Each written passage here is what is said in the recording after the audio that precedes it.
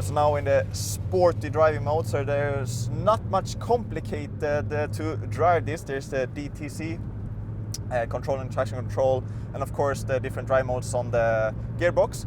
But this gearbox is not the standard gearbox. So how do they communicate with the car's computers? Well, there's one company called CAN TCU. So it's a company that's been getting quite popular for doing these kinds of switches to, if you want a better gearbox that can handle a lot of power, this is the gearbox that you go for.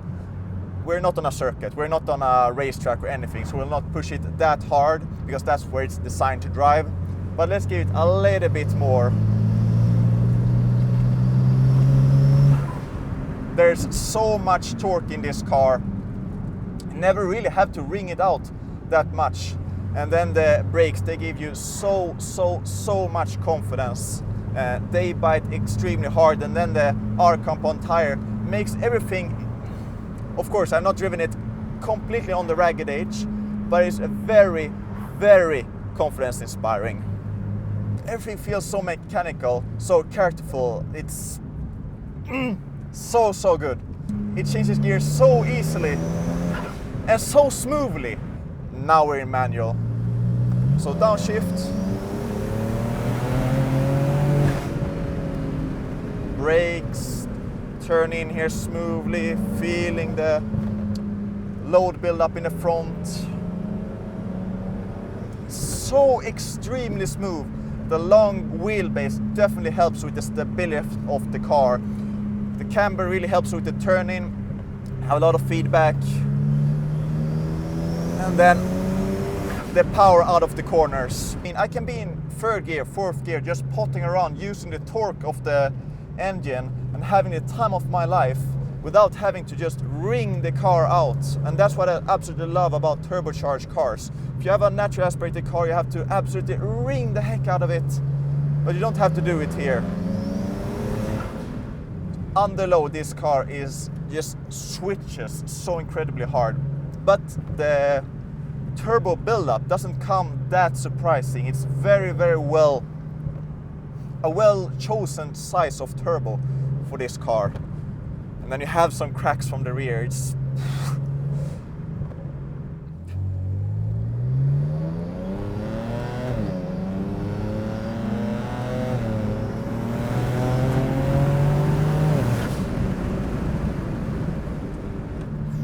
during load and you're driving more quickly, the suspension is very stiff, it soaks up the bumps, but it feels a little bit light in the rear. It would be nice to have a spoiler to keep that down, especially on these more undulating roads. On a flat circuit or street racetrack, I don't think that's an issue, but here a little bit more downforce.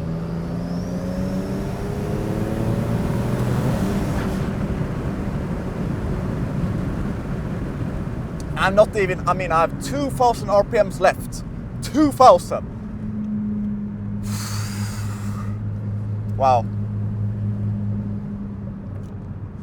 Just touching the capabilities of this car. Just touching it. What a car.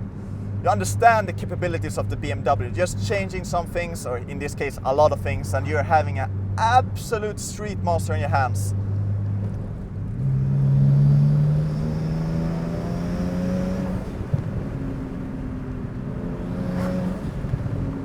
Don't have to make that many micro corrections.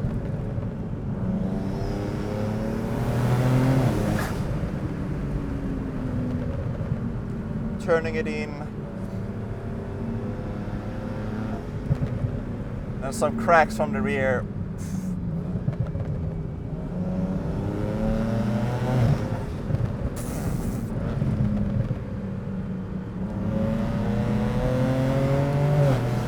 There you can see on the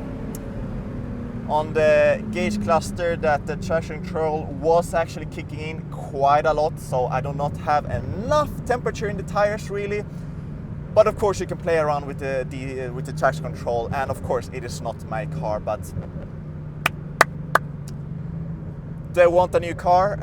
Absolutely. Can I afford it? Probably not, but that says everything. It can be yours. Call 911.